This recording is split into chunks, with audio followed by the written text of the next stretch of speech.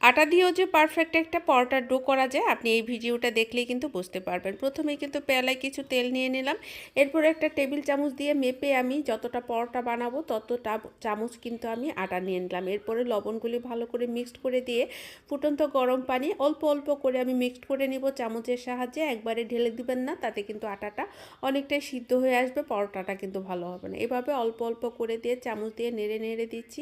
আর প্রথমেই আমি হাত কেন মাখালাম না সেটা অবশ্যই শেয়ার করবো আপনাদের সাথে, কারণ প্রথমে যদি হাত দেন আপনি হাতটা নষ্ট হয়ে যায়, একদম হাতের গায়ে লেগে যায়।